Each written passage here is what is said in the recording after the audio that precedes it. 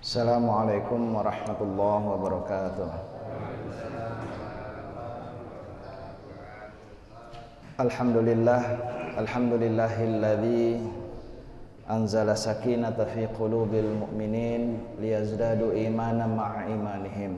Asyhadu an la ilaha illallah wahdahu la syarikalah wa asyhadu anna Muhammadan abduhu wa rasuluhu la nabiyya ba'dah. Para jamaah sekalian, pada subuh ini ya saya ingin masuk pada materi Ma'rifatul Islam, mengenal apa itu Islam. Kita sudah membahas yang lalu ya dalam beberapa seri kajian kita ini. Yang pertama Ma'rifatullah. Ma'rifatullah itu mengenal Allah dengan mempelajari tauhidnya. Karena kita kan bersyahadat itu dua ya, asyhadu an la ilaha illallah wa asyhadu anna Muhammadan Rasulullah. Maka mengenal Allah ini menjadi tujuan, misi dari para nabi dan rasul untuk diajarkan pada manusia. Betapa ruginya kita hidup ini kalau sampai wafat tidak mengenal Allah Subhanahu wa taala. Betapa tersesatnya kita menjalani hidup ini kalau hidup kita ini tidak mengenal Allah, sehingga kita tidak tahu bagaimana caranya hidup yang benar menurut Allah Subhanahu wa taala. Mengenal Allah atau ma'rifatullah menjadi inti dari ajaran para nabi dan rasul. Mengenal dengan benar, bukan mengenal dengan keliru ya, bukan dengan salah. Karena itu kalimat tauhid la ilaha illallah itu adalah sebuah prinsip kehidupan yang diajarkan oleh para nabi dan rasul. Bukan hanya oleh Rasulullah SAW, tapi dari awal sejak zaman Nabi Adam alaihissalam. Semua nabi dan rasul membawakan bendera yang sama, yaitu la ilaha illallah. Nah, kita sudah pelajari ini apa itu makna ilah ya dalam kalimat la ilaha illallah. Jadi jangan lagi hanya sekedar diterjemahkan Tuhan gitu ya, tiada Tuhan selain Allah, karena kita telah belajar bahwa ilah itu diterjemahkan Tuhan, tapi ada kata lain dalam Quran yang diterjemahkan sebagai Tuhan juga, yaitu Rabb. Sehingga kita mempelajari tauhid rububiyah dan tauhid uluhiyah, Allah sebagai Rabb dan Allah sebagai ilah. Rabb itu pencipta, penguasa, pemelihara, pemberi rezeki, yang menghidupkan, yang mematikan, penguasa yang mengatur alam semesta. Dialah Allah Rabbul Alamin.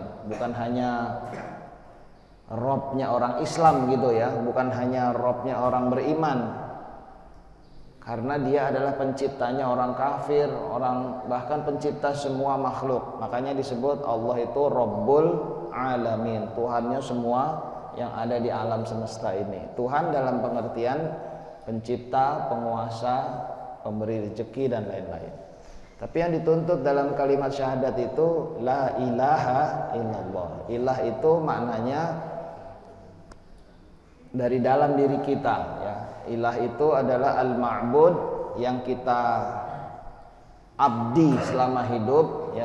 Kita selalu membaca inna sholati wa nusuki wa mahyaya wa mamati lillahi rabbil alamin. Sesungguhnya salatku, ibadahku, hidupku, matiku sekalipun aku persembahkan kepada Allah, Rabb semesta alam itu. Nah, ini kan berarti pernyataan ketundukan bahwa Allah itu kita jadikan sebagai ilah dalam hidup kita. Banyak orang yang ternyata hidupnya bukan menjadikan Allah sebagai al-ma'bud. Jadi la ilaha illallah itu bermakna la ma'buda illallah. Tidak ada yang kita abdi dalam hidup ini kecuali hanya Allah. Pengabdian kepada Allah ini akan muncul dalam semua sikap dan keputusan kita sehari-hari ya. Jadi kalau kita masih berani melanggar perintah Allah, berani melanggar larangan Allah dan tidak mau melaksanakan perintah Allah, itu namanya bukan mengabdi ya. dalam hidup ini pengabdian itu harus dibuktikan. Bukan hanya dengan ya bi amwalikum, tapi juga bi anfusikum. Bukan hanya dengan harta kita, tapi juga dengan seluruh nyawa kita sekalipun, begitu ya. Inilah yang kemudian menjadi prinsip pengabdian. Nah, pengabdian itu juga mengandung makna yang pertama la ma'buda illallah, yaitu arti pertama. Yang kedua la marhuba illallah, tidak ada yang ditakuti dalam hidup ini kecuali hanya Allah. Benarkah kita hanya takut kepada Allah? Nah, ini kan kemudian jadi pembahasan kita yang lalu. Kebanyakan kita yang paling kita takut apa coba? Takut sakit, takut meninggal, itu aja kan, dan segala turunannya. Gara-gara takut meninggal, segala hal yang berbau dengan kematian kita takut. Lihat kurung batang takut, lihat kuburan takut, segala-gala takut gitu ya. Nggak pernah ketemu hantu pun takut, hanya gara-gara lihat film misalnya ya. Ketakutan-ketakutan yang sebetulnya dilarang oleh Allah ini malah kita jalankan dalam kehidupan sehari. Kenapa? Karena kita tidak membaca Quran ini sebagai pedoman hidup kita. Allah jelas melarang kita untuk takut pada setan. Ya, ini udah pernah kita bahas juga, surah Ali Imran ayat 175 ya. Dzalikumus syaiton yukhawifu awliya'ahu. Itulah setan kerjanya nakut-nakutin aja. Fala takhafuhum wa khafuni in kuntum mu'minin. Jangan takut pada setan, takutlah kepadaku kalau kalian betul-betul beriman. Jadi kalau masih ada bapak-bapak, ibu-ibu ngajarin anaknya, ayo jangan keluar maghrib, ntar ada itu jangan lagi, nggak boleh. Udah Bu, jangan diajarin takut-takutin, nggak boleh takut pada setan ya. Nggak boleh, itu perintahnya dalam Quran ya. Tapi kan serem Ustaz, serem apaan ya? Itu kan gara-gara kita salah nonton aja tuh. Kebanyakan yang ditonton itu yang enggak aja. Quran menjelaskan tentang setan itu dengan gamblang ya. Yang benar itu informasi dari Quran, bukan dari film-film, sinetron-sinetron yang enggak jelas begitu ya. Kemudian makna yang berikutnya la marghuba illallah. La ilaha illallah bermakna la marghuba illallah. Tidak ada yang kita abdi kecuali hanya tidak ada yang kita harapkan kecuali hanya Allah. Kita melakukan sesuatu dalam hidup ini pasti ada harapannya ya. Salat yang baru kita laksanakan penuh dengan doa. Doa itu kan harapan ya. Kita panjatkan pada Allah. Ihdinas siratal mustaqim. Kita mohon itu kepada Allah. Ada harapan yang kita. Doa yang terkenal ya, doa sapu jagat apalagi ya. Rabbana atina fid dunya hasanah wa fil akhirati hasanah wa qina adzabannar. Nah, ini kan kita mohon kepada Allah ya. Kita mohon salamatan fid din wa afiatan fil jasadin ya. Jadi itu yang kita mohon kepada Allah. Apapun yang kita lakukan ada harapannya. Nah, yang bisa memberikan apa yang kita harapkan itu cuma Allah. Tapi sering dalam hidup ini kita terhalang dengan berbagai hal sehingga kita tidak lagi berharap pada Allah, tapi berharap pada apa, Pak Yusuf? Ya, kalau mau pilkada, dukun-dukun rame itu ya. Kuburan-kuburan rame ya, bukan berharapnya malah cari alternatif yang model begitu, yang justru itu dilarang oleh Allah Subhanahu wa taala. Atau harapan kita rata-rata sekarang praktis saja ya. Mana yang menguntungkan tanda kutip ya, dalam segi finansial misalnya, itulah yang kita kalau perlu kita jilat sekalipun gitu ya. Nggak perlu kita puji-puji setinggi langit ya. Begitulah kita ya. Kemudian kita lupa bahwa Allah Subhanahu wa taala dialah yang memberikan kita rezeki, dialah yang memberikan kita kesehatan. Bukan dokter. Kalau kita sakit, fa idza maritu fa huwa yashfin. Kalau aku sakit, dialah yang menyembuhkan. Nah, kalau kita tidak mengenal Allah dengan benar, akhirnya kita lebih berharap pada obat, pada dokter ketimbang kepada Allah. Apa nggak perlu ke dokter? Ya perlu, cuma dokter sendiri nggak berani menjamin bahwa kalau minum obat ini harus jadi sehat. Ada dokter yang berani jamin gitu? Nggak ada, ya. Ya nggak? Ada yang dokter nggak di sini? Saya kira nggak ada dokter yang berani menjamin. Kenapa? Ya mungkin dokternya juga ngaji juga kali ya, bahwa sesungguhnya yang memberi kesembuhan itu hanya Allah. Penyakitnya sama, obatnya sama, umur pasiennya sama, ya hasilnya bisa satu sembuh, satu meninggal. Ya dokter juga, kami sudah berusaha, paling begitu ngomongnya kan. Kemudian yang berikutnya keempat, la ilaha illallah bermakna la mahbuba illallah, tidak ada yang kita cintai melebihi Allah. Nah ini nih kadang-kadang kita sering terhalang. Kalau dalam Quran kita mengenal Nabi yang sangat besar ujiannya, yaitu Nabi Ibrahim alaihissalam, ya. Wa idzibtala Ibrahim rabbuhu bikalimatin fa'atammahun. Ingatlah ketika Nabi Ibrahim itu kami uji dengan beberapa ujian dan dia lulus semua ujian itu dengan sempurna. Kita tahu beliau ini dari muda ujian pertama adalah bapaknya sendiri, lalu kemudian kaumnya diusir dari kampungnya, dari RW 20 karena nggak diterima dakwahnya itu. Lalu kemudian beliau harus menghadapi Namrud, ya, dan kemudian dihukum, dibakar dan seterusnya. Sampai setelah menikah pun ujiannya terus diberikan oleh Allah, ya. Baru punya anak setelah 90 tahun, ya. Lalu anaknya disuruh tinggalin di Mekah sendirian sama ibunya doang, ya. Bapaknya balik lagi ke Palestina. Lalu setelah 12 tahun balik lagi dikunjungi, baru senang-senang kangen sama anaknya, turun lagi perintah untuk disembelih anaknya itu, ya kan? Inilah Idul Kurban yang kita rayakan tiap bulan Zulhijjah. Dan Nabi Ibrahim melaksanakan semua perintah Allah itu dengan, walaupun anak yang dicintainya sendiri, walaupun istri yang dicintainya sendiri, la mahbuba illallah, tidak ada kecintaan melebihi kecintaan kepada Allah.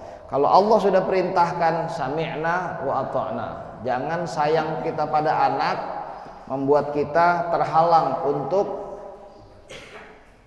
membangunkan anak sholat subuh misalnya. Ayo, siapa nih bapak ibu yang rajin ke masjid tapi anaknya nggak dibangunin? Nah, ya kan? Saya biasanya suka saya bawa anak saya nih, dia lagi di Bandung, jadinya nggak saya bawa. Bangunin, ya, jangan bapaknya rajin ke masjid, ibunya rajin ke masjid, anaknya pulang dari masjid belum bangun tuh anak kita. Terus gimana tuh? Ya, kesian Ustadz, tadi malam belajarnya sampai malam. Bodoh amat mau belajar sampai malam, subuh tuh harus bangun, ya. Jangankan cuma untuk sholat subuh, Nabi Ibrahim itu Allah perintahkan supaya anaknya disembelih, sami'na wa ata'na. Istrinya pun begitu juga, ya. Apakah ini perintah Allah? Iya betul, ya sudah laksanakan, selesai. Nggak pakai drama-drama kayak drama Korea, nggak ada drama-drama kayak begitu, ya. Kalau sudah perintah ya sudah, gitu. Kemudian yang terakhir, la ilaha illallah bermakna la hakima illallah, tidak ada yang ikuti aturannya kecuali hanya aturan Allah. Kita boleh mengikuti aturan manapun, tetapi tidak boleh bertentangan dengan aturan Allah. RW 20 punya aturan RW nggak? Ada. Boleh nggak diikutin? Boleh, asal tidak bertentangan dengan hukum Allah. Misalnya ada aturan hukum di RW 20 yang bertentangan dengan Quran, kira-kira kita ikutin aturan RW atau aturan Quran gitu, ya. Anda ini nomor 1 muslim apa warga RW 20 dulu, kan gitu kan? Muslim dulu apa warga RW 20 dulu? Coba jawab. Coba Pak Yusuf jawab. Ya muslim dulu, baru kemudian warga RW 20. Sepakat kan ya? Kalau nggak sepakat kita udahan aja ngajinya. Kalau RW 20 dulu baru ya ada repot kalau gitu ya. Jadi malah Qur'annya yang harus disesuaikan, kan nggak lucu. Ya bukannya aturan RW yang disesuaikan, malah Qur'annya nggak begitu ya. Jadi kalau ada yang mempertentangkan, kalau ayat suci bertentangan dengan ayat konstitusi, mana yang menang? Nah, ini kan dulu ada yang ngomong begini nih. Untung yang ngomong bukan orang Islam tuh, ya. Kalau orang Islam tuh ngerti ya. Bahkan yang bikin konstitusi itu dulu pendiri negara kita ini juga orang-orang yang ulama ya, orang-orang yang taat pada Quran. Sehingga nggak ada ayat konstitusi yang bertentangan dengan ayat Quran. Seharusnya begitu, ya nggak? Atau ada? Kayaknya nggak ada ya. Mana ada? Hah? Nggak ada kan? Pancasila itu Islam semua isinya ya. Saya berani bilang ketuhanan yang Maha Esa itu ya la ilaha illallah, iya kan? Jadi nggak ada yang bertentangan ya. Kalau ada yang bertentangan ya itu mungkin tafsir dari pejabatnya aja yang kadang-kadang menjelang pilkada suka genit gitu.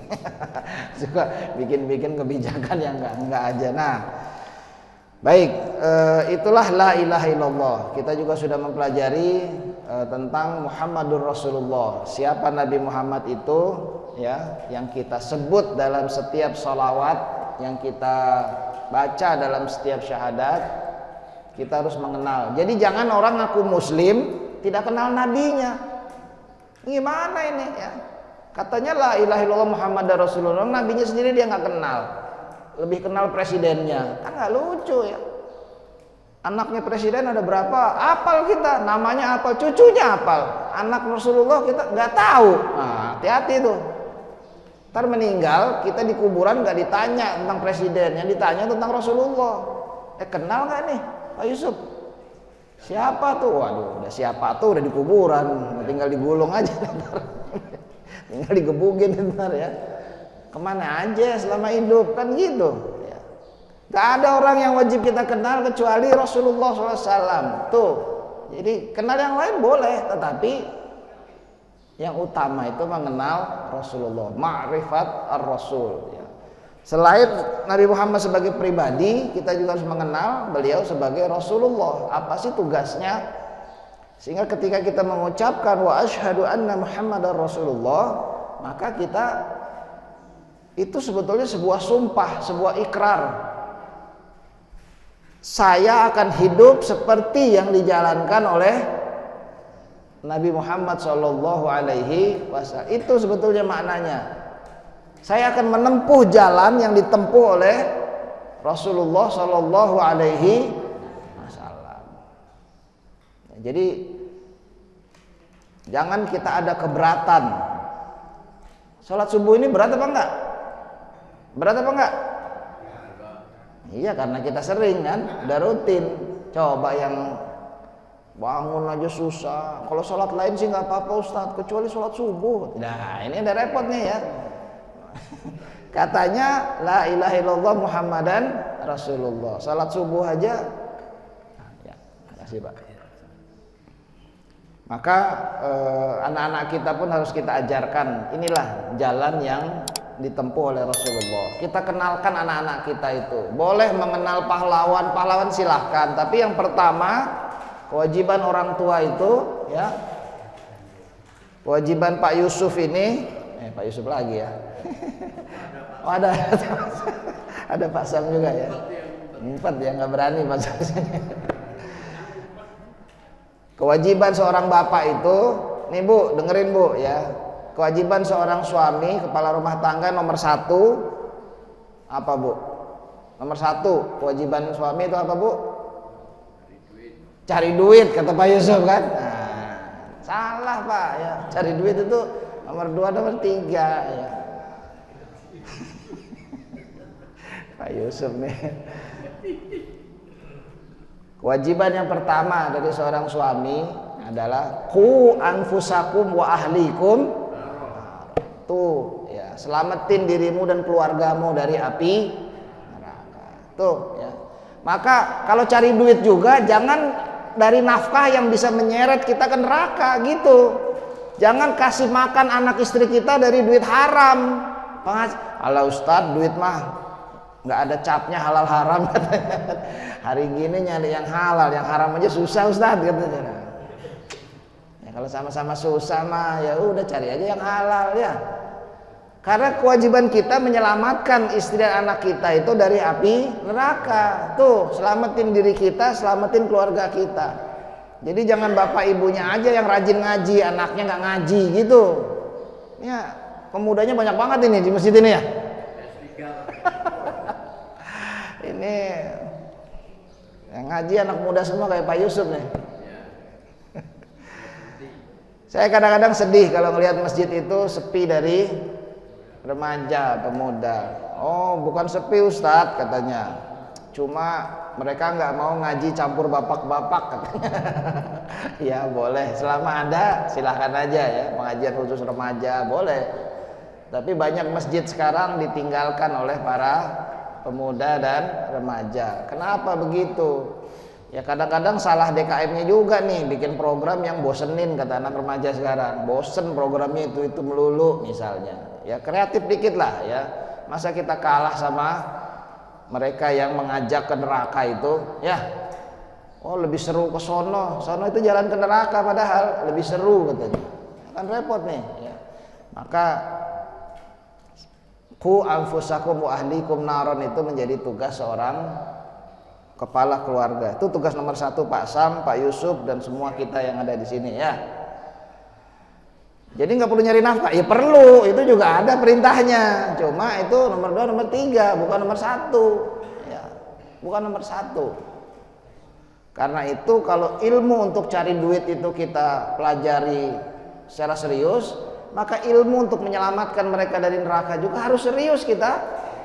Jangan sampai di rumah kita itu ada berhala misalnya. Jangan sampai di rumah kita itu ada hal-hal yang Allah benci yang menyebabkan malaikat nggak mau masuk ke dalam rumah kita. Kan nggak lucu tuh.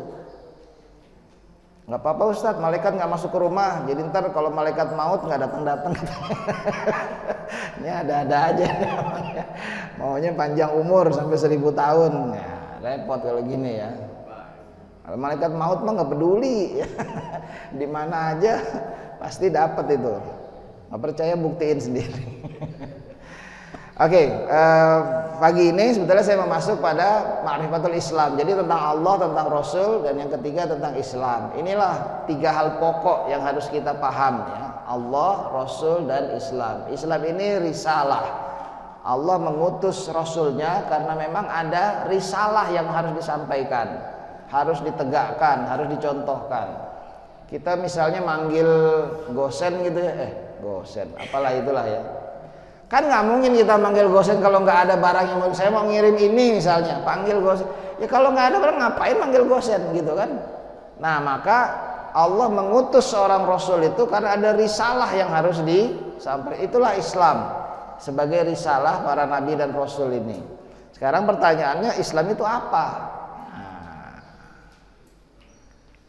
banyak orang mengaku Muslim, orang Islam, tapi dia nggak paham Islam itu apa. Oke, baik. Apa itu Islam? Coba. Siapa? Pak Yusuf. Oh, Pak Sam dulu. Pak Sam dulu boleh Pak. Jawab Pak. Islam itu apa menurut Pak Sam? Selamat. Pak Yusuf. Sama. Ada yang beda nggak? Semuanya sama aja nih. Copy paste aja deh. Ibu, Islam itu apa kira-kira Bu menurut Ibu? Ada? Selamat dunia akhirat. Ya doanya tadi sapu jagat ya. Baik, itu nggak salah ya. Islam kalau secara bahasa Arab itu ada kata yang membentuk Islam. Misalnya gini nih, kalau dalam bahasa lain ya, televisi misalnya. Tele itu kan jauh, visi itu melihat. Jadinya televisi itu melihat dari jauh. Sebetulnya begitu kan? Main bolanya di Senayan, nontonnya di rumah misalnya ya. Kalah 0-1. Ya kan nontonnya di rumah tapi mainnya di Senayan. Itu alat yang digunakan untuk melihat, menonton peristiwa dari jauh, betul kan? Itu televisi. Islam juga begitu tuh. Islam itu berasal dari kata bentukan. Kata pertama yang sudah sangat sering kita dengar itu tadi assalam. Assalam itu artinya kedamaian, keselamatan, kesejahteraan. Itulah yang kita ucapkan kalau kita mengucap salam. Assalamu alaikum, ditambah lagi dengan warahmatullah, ditambah lagi dengan wabarakatuh. Keselamatan, kedamaian, itulah arti kata assalam, ya. Sehingga selamat dunia dan akhirat itu menjadi salah satu arti dari Islam. Ini juga ada dalam surah Al-An'am ayat 54, ya. Salamun alaikum. Para malaikat nanti di penjaga surga, ya, itu disebut dalam surah Az-Zumar surah 39 itu, wasiqal ladzina ittaqaw rabbahum ilal jannah. Ketika digiringlah para orang yang takut kepada Tuhannya itu ke surga. Lalu kemudian ketika bertemu dengan ja'uha, ketika sudah datang ke surga itu, futihat abwabuha, dibuka pintu surga itu, wa qala lahum khazanatuha, berkatalah para penjaga surga itu. Pak Yusuf hafal nih ayatnya, ya. Salamun alaikum tibtum fadkhuluha khalidin. Keselamatan, kesejahteraan, itulah makna assalam, ya. Jadi Islam ini adalah hal yang berkaitan dengan keselamatan, kedamaian, kebahagiaan. Nah, itu juga assalam, ya. Jadi kalau Islam itu malah lekat dengan teroris, ini ada yang salah ini, ya. Karena Islam bukan begitu artinya, ya. Dari bahasa saja assalam. Tapi Islam tidak hanya dibentuk dari kata assalam. Islam juga dibentuk dari kata aslam. Aslam itu artinya tunduk dan patuh. Bala man aslama wajahahu. Istislamul wajah, ya. Jadi tunduk dan patuh. Apa aslam ini? Saya ambil contoh dalam surah As-Saffat surah ke-37, ya. Ketika Nabi Ibrahim bersama Nabi Ismail sudah berangkat, sama-sama sepakat untuk disembelih. Falamma aslama watallahu lil jabin. Dan ketika pelipis anaknya itu sudah diletakkan di bahu. Aslama itu tunduk dan patuh, ya. Mau disembelih nih anaknya, mau. Jadi peristiwa ini peristiwa yang memang sudah golok, sudah diasah, ya. Sudah bertakbir dan kemudian falamma aslama watallahu lil jabin. Sudah diletakkan di batu dan sudah tunduk dua-duanya. Anaknya mau, bapaknya mau. Wa nadainahu ayya Ibrahim qad saddaqta ru'ya, dan seterusnya, ya. Kami berkata pada Ibrahim, sudah cukup, engkau sudah membenarkan perintah menyembelih itu, ya. Dan akhirnya diganti dengan bizibhin azim, dengan domba yang sangat besar. Jadi aslam itu artinya tunduk dan patuh. Islam yang menghasilkan kedamaian itu baru mungkin apabila didahului dengan istislam, ya, kepatuhan. Kepatuhan itulah yang membuat kita selamat. Oke, ya. Jadi kalau kita mengaku muslim tapi hidup kita rasanya nggak damai, banyak gelisahnya, banyak nggak tenangnya, banyak persoalan yang membuat sesak dada kita, pusing kepala kita, jangan-jangan karena kita tidak aslam, tidak tunduk, tidak patuh. Makanya akhirnya jadi tidak salam. Inilah makna Islam dari segi kata-kata, ya. Al-aslam, istislam itu adalah ketundukan, kepatuhan. Bala man aslama wajahahu, ya. Akan tetapi mereka yang menundukkan wajahnya, tunduk patuh. Nabi Ibrahim itu tunduk patuh. Nabi kita Nabi Muhammad SAW luar biasa, ya. dan beliau lakukan kecuali itu perintah dari Allah Subhanahu wa taala. Tidak ada nabi kemudian memutuskan sesuatu yang besar, hijrah dari Mekah ke Madinah, itu tidak ada kecuali atas perintah Allah Subhanahu wa taala. Tidak ada peperangan yang kemudian beliau pimpin kecuali itu perintah dari Allah juga, dan seterusnya. Maka aslama yuslimu inilah yang kadang-kadang kita lupa bahwa ini adalah makna Islam. Jadi sekali lagi, bukan hanya dari kata salam yang maknanya kebahagiaan, kedamaian, tetapi juga dari kata aslam yang artinya ketundukan dan kepatuhan. Apa yang menyebabkan iblis itu kafir? Karena dia tidak mau tunduk pada perintah Allah. Dia tidak aslam. Ma mana'aka alla tasjuda idza amartu? Kenapa engkau iblis? Iblis gitu panggil ya. Kenapa iblis enggak mau sujud waktu aku perintahkan?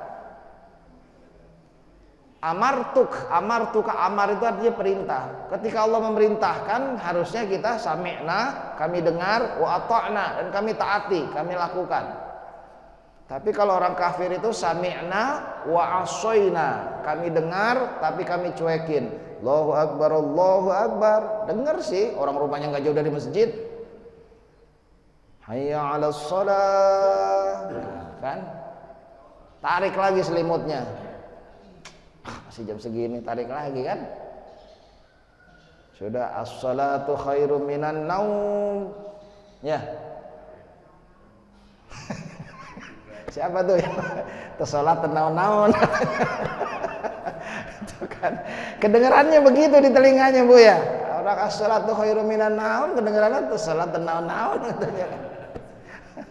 Waduh, bahaya ini. Ya kalau di Tasik enggak, di sini Pak RW 20 ada yang begitu ya. Emang udah semua datang nih, enggak kan? Nah, ya. Ya kalau sehari, 2 hari, 3 hari terus-terusan begitu tiap hari, lama-lama udah kebal itu. Summun bukmun umyun fahum la yarji'un. Udah budek, buta, bisu. Enggak ada jalan buat kembali. Percuma tinggal di dekat masjid juga nggak ada pengaruh. Dengar sih dengar, pengajian dengar, azan dengar, tapi nggak ada kemudian. Nah inilah karena terbiasa untuk mengabaikan. Maka jangan, kalau kita sudah nih perintah kurban misalnya, itu kan cuma setahun sekali. Nabung kayak dari sekarang buat Dzulhijjah tahun berikutnya gitu. Kalau emang enggak, ini nabung dong dari sekarang. Ngerokok aja kuat, nabung buat kurban nggak kuat. Gimana ceritanya tuh ya? 20.000 sehari, coba berhenti rokok nabung 600.000 sebulan, setahun dapat 2 kambing itu ya. 2 sapi ya. Nah coba, kadang-kadang kita ini banyak alasan aja ya. Seperti Bani Israel. Bani Israel itu diceritakan dalam, tadi saya baca surah Al-Baqarah ayat 80 ya. Bani Israel itu banyak diceritakan. Karena apa? Karena sering ya, mereka itu sudah tahu tapi malah melanggar. Wa idz akhadna mitsaqa Bani Israel. Dan ingatlah ketika kita angkat perjanjian pada Bani Israel itu, la ta'buduna illallah. Jangan kalian menyembah selain Allah. Wabil walidaini ihsana. Kepada orang tua kalian harus berbuat baik, berbakti. Wadzil qurba, dan kepada sanak yang terdekat, termasuk tetangga. Wal yatama wal masakin, anak-anak yatim dan orang-orang miskin. Wa qulu linnasi husna. Ngomong pada orang itu dengan perkataan yang baik. Aqimis shalah wa atuz zakah. Dirikan salat, tunaikan zakat. Tsumma tawallaitum illa qalilan minkum, kemudian kamu melanggarnya kecuali sedikit aja nggak melanggar. Wa antum mu'ridun, dan kalian berpaling semuanya. Jadi udah tahu, bukan nggak tahu, tapi terus dilanggar. Nah Allah peringatkan tentang Bani Israel ini supaya jangan kita lakukan juga. Jadi ini yang paling penting ini ya, bahwa Islam itu artinya keselamatan, tapi juga bermakna al-aslam atau istislam wajah. Istislamul wajah itu artinya menundukkan wajah ini pikiran kita, keputusan kita harus berbasiskan apa yang Allah mau. Menjadi muslim itu artinya meninggalkan atau menomorsekiankan keinginan kita dan mendahulukan keinginan Allah dalam hidup kita. Itu bagaimana kita mau mendahulukan keinginan Allah kalau kita nggak tahu apa yang Allah inginkan dalam hidup kita? Bagaimana caranya kita tahu? Yang ngaji, baca Quran, datang ke masjid Al-Hikmah, dengerin pengajian. Kalau khutbah Jumat jangan tidur. Di sini mah enggak ya? Kalau Jumatan kayaknya dengerin semua. Coba sekali-sekali pasang CCTV deh di sini ya, supaya kelihatan nih kalau Jumatan ya. Terus beli TV yang besar taruh di depan tuh, biar semua lihat.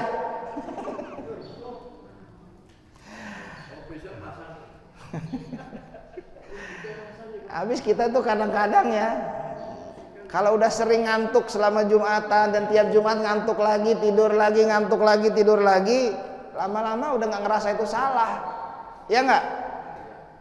Iya, nggak ngerasa salah lagi ya, terus dari Jumat ke Jumat begitu. Padahal Allah memperhatikan, walaupun nggak ada CCTV, Allah memperhatikan. Semua yang hadir di masjid ini dicatat pula oleh malaikat, diperhatikan oleh Allah. Jadi para jamaah sekalian, tunduk dan patuh ini menjadi ciri. Sehingga kalau kita definisikan Islam itu apa? Islam adalah minhajul hayyah, cara hidup, way of life. Islam itu bukan cuma status, bukan cuma urusan KTP. KTP masih ada agama nggak? Katanya mau dihapus, kan saya bingung jadinya ya. Bukan cuma KTP doang Islam. Kadang-kadang cara hidupnya jauh dari Islam, sehingga dia baru ketahuan Islam itu hanya 3 kali seumur hidup kalau yang laki-laki ya. Pertama waktu lahir, diakekahin, berarti Islam nih ya. Yang kedua waktu khitan, disunat nih. Ini udah sunat belum? Disunat gitu kan. Berarti muslim tuh. Yang ketiga 4 kali berarti. Yang ketiga waktu nikah. Ternyata nikahnya di masjid pakai penghulu, ijab kabul. Masih ingat nggak Pak Yusuf? Udah lupa lagi. Mau ulang. Kalau nikah ketahuan tuh Islam bukannya nggak? Lah Pak Sam katanya Islam, kok di gereja? Kan jadi bingung ntar kan, Islam bukan nih. Nah kalau Islam ya yang terakhir, dia ketahuan Islam ketika meninggal. Disolatin. Seumur umur nggak pernah ke masjid kalau lagi di saban ke masjid, selalu di belakang softnya, nggak mau ke depan. Dia baru ke depan ketika disolatin. Na'udzubillah, na'udzubillah. Ya, kan repot jadinya ya. Jadi selain 4 waktu ini nggak ketahuan kalau dia Islam. Cari nafkahnya nggak kayak orang Islam. Waktu dari sekolah belajar nggak kayak orang Islam, nyontek melulu kerjanya ya, curang melulu kerjanya. Gurunya dilawan melulu, ya. Gurunya dilaporin ke polisi. Kan sekarang begitu kan? Akhirnya gurunya takut, sedekah nilainya digede-gedein. Bisa baca enggak, bisa berhitung enggak, nilainya gede. Ini enggak, Islam enggak begitu. Masa Islam ngajarin begitu ya? Nanti ketika sudah kerja juga ya begitu. Ngandelin ordal. Ngandelin gitu-begitulah pokoknya. Kalau perlu sogok-sogokan. Mau jadi PNS misalnya gitu ya. Ada nih jalur cepet. Apaan tuh ya? Lewat sini, lewat sono. Harus siapin. Begitu ya. Mau masuk kuliah ordal, mau masuk ini itu ordal melulu. Kerjanya begitu ya, riswah ya. Ar-rasyi wal murtashi finnar. Yang nyuap dan yang disuap itu nggak dosa, cuma langsung di neraka aja gitu. ar-rashi wal murtasi finnar. Itu nggak kelihatan sama sekali kalau dia itu Islam, karena perbuatannya ya begitu. Nanti kalau udah kerja juga udah korupsi, nggak ada bedanya dengan apa sih korupsi itu? Ya kalau orang Minang bilang psikomaliang gitu ya. Maling ya gitu. Kalau ada maling di kampung ini digebugin nggak? Ya digebugin kan, baru dibawa ke polisi. Nah ini korupsi itu malingnya di kantor, nggak peduli dia. Kalau lagi jadi pejabat disumpah pakai Quran, alah ya. Udahannya pas korupsi boro-boro ingat Quran ya, boro-boro ingat Allah, maka nggak kelihatan. Dia nggak peduli mana halal mana haram, yang penting cuan. Nah yang penting komisi, yang penting anak istri tenang katanya. Dia nggak peduli apakah itu duit halal duit haram. Akhirnya dia akan ditimpa dengan apa yang menimpa orang-orang kafir ya. Wa ba'u bi ghadabi minallah, dia akan ditimpa dengan kemurkaan dari Allah ya. Wa duribat alaihimuz zillatu wal maskanah, dia akan ditimpa dengan kehinaan dan kemiskinan, penderitaan. Ya kaya sebentar udah itu hancur, belangsak semua. Dan kemudian kalaupun nggak ketahuan aman sampai meninggal, nggak pernah kepegang KPK misalnya, kan ada tuh yang begitu tuh ya. Tetapi rumah tangganya berantakan, istrinya nggak taat, selingkuh, anaknya nggak patuh, terus banyak masalah yang tidak kelihatan, tidak ada kedamaian, tidak ada ketenangan, tidak ada. Pulang ke rumah hanya kayak hotel bu, rumahnya hanya buat tidur doang, tidur sebentar, bangun, mandi, sarapan pun di jalan ya. Jadi tidak ada, anak-anaknya nggak kenal ke bapaknya, berangkat sebelum subuh, boro-boro sholat subuh dulu ya, pulang anak-anaknya udah tidur. Jadi sudah nggak peduli dengan. Nah para jamaah sekalian, Islam tidak menghendaki kehidupan yang model begitu buat umatnya. Kalau menjadi muslim, hidup kita akan damai, tenang, bahagia, harusnya begitu. Orang-orang di negara kafir itu kelihatannya lebih maju kehidupannya. Kemarin teman saya baru pulang dari Jerman, dia cerita ya panjang lebar tentang di Jerman dan di Belanda. Dia ke Den Haag, Belanda tuh yang ngejajah kita dulu ya, yang dia kaya gara-gara dari ngerampok kita, itu kan Belanda tuh ya. Iya ngerampok pak, udah sebut saja ngerampok ya, apa saja dirampok yang bisa dirampok sama mereka tuh. Nah negara mereka kelihatannya bagus, maju, modern ya. Tetapi ketika ngobrol sama orang-orangnya kelihatan itu kosong. Rumah tangga itu nggak ada yang, nilai-nilai keluarga itu habis semua ya. Singapura, Jepang yang kelihatannya negara maju sekarang lagi resesi. Jepang ini sudah di titik nadir ini karena WN aslinya Jepang itu sudah jauh lebih sedikit daripada WNA-nya. Nah kalau kita kan masih orang kita semua ya. Kalau di Singapura, di Jepang itu udah mulai tuh. Kenapa? Karena mereka berpikir nggak guna, punya keluarga, menikah itu nggak ada gunanya, punya anak tuh hanya bikin repot aja, sehingga mereka nggak menikah. Kalau cuma mau seks doang mah udah bebas-bebas aja lah, hidupnya begitu. Nah kita kok jadi tertarik ngikutin yang model begitu gitu loh. Banyak orang Islam yang berpikir kalau mau hidupnya bahagia ya bebas-bebas kayak begitu, bebas merdeka. Padahal Islam itu adalah ketundukan, kepatuhan. Begitu Pak Yusuf ngaku jadi orang Islam, saat itu Pak Yusuf tidak bebas lagi. Iya Pak Yusuf aja yang dekat lah ya. Kan yang paling ganteng ini Nabi Yusuf ya. Ya. Emang Pak Yusuf nggak mau disebut muslim ya. Begitu kita mengaku muslim, saat itu kebebasan kita itu sudah kita taruh ya. Apa yang Allah mau kita dahulukan daripada yang kita mau. Karena yang kita mau ini seringnya nggak bener ya. Menikah ya sudah, hanya halal pada istri kita begitu. Jangan maunya bebas-bebas, udah nikah tapi masih mau Pak Yusuf lagi. Jangan yang lain ya. Islam itu begitu. Begitu kita mengaku muslim, kita nggak boleh sembarangan makan dan nggak boleh sebebas-bebasnya ya. Ya, kata teman saya yang baru pulang dari Jerman, aduh, emang agak ini sih, agak repot juga tuh. Saban makan malam orang Jerman itu senangannya bergelas-gelas bir itu. Ya, dia bilang kita Muslim. Ishhadu bi anna muslimun, saksikan saya ini Muslim, saya nggak minum yang begini. Kalau ini teh, kalau teh boleh ya, Bismillah. Halal kan?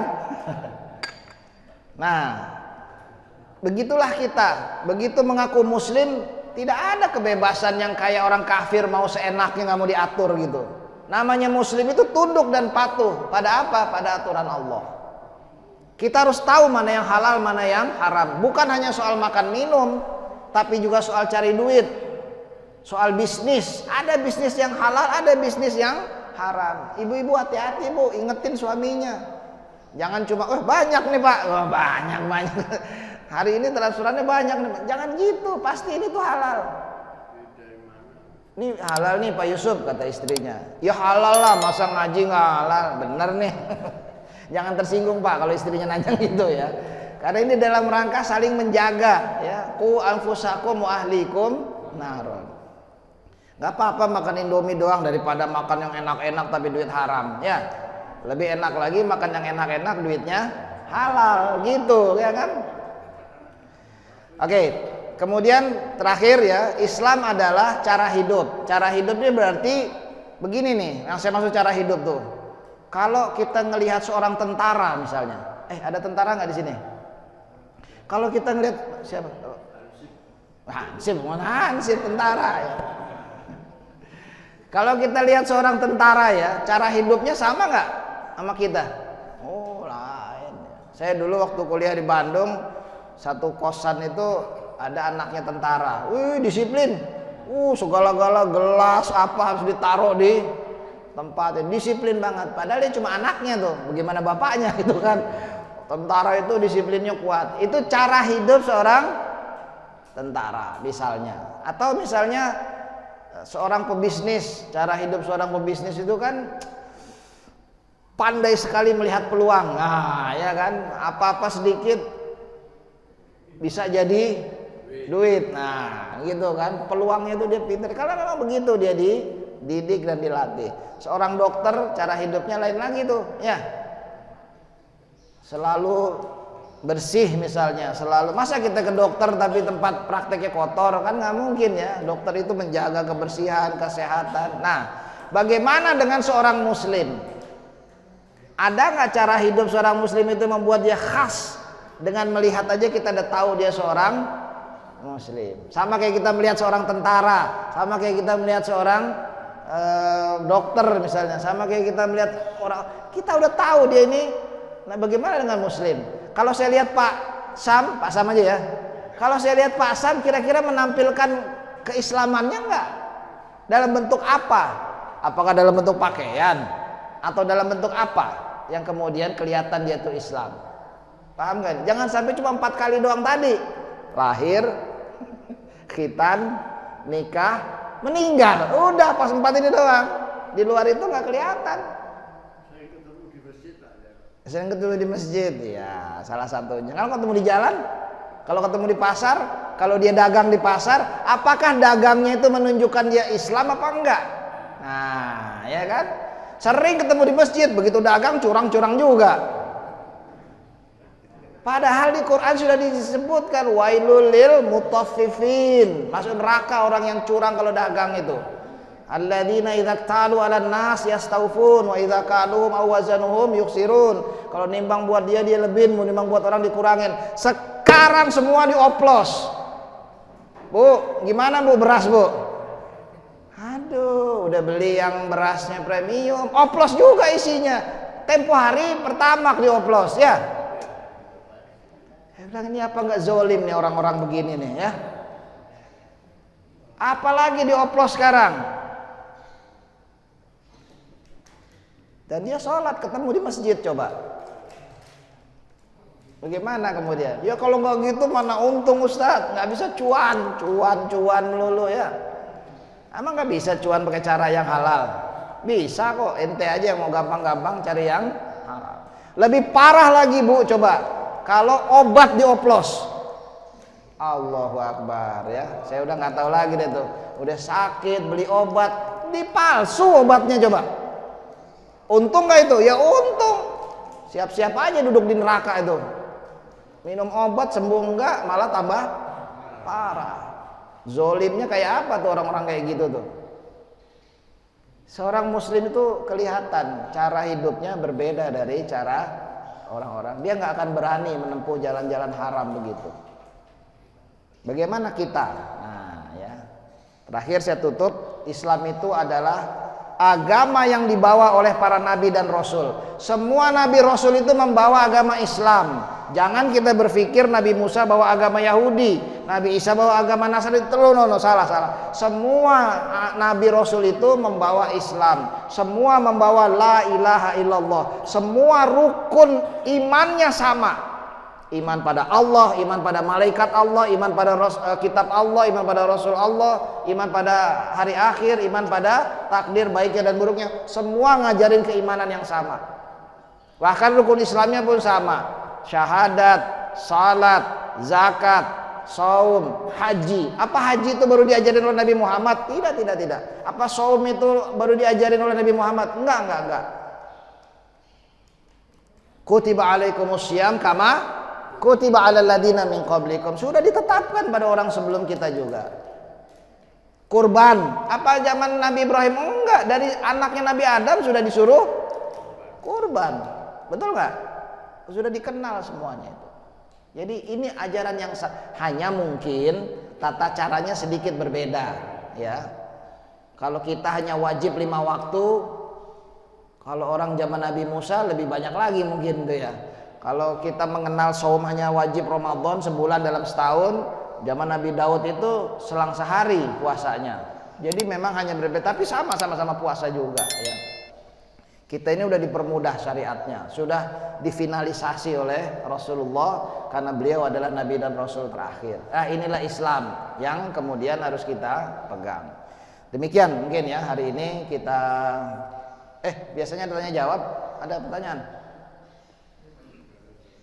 Nggak ada. Baik, hari ini skip dulu, kita akhiri, mudah-mudahan bermanfaat. Kita akhiri dengan kafaratul majelis. Alhamdulillah. Subhanakallahumma wa bihamdika asyhadu an la ilaha illa anta astaghfiruka wa atubu ilaik. Walhamdulillahirabbil alamin. Assalamualaikum warahmatullahi wabarakatuh.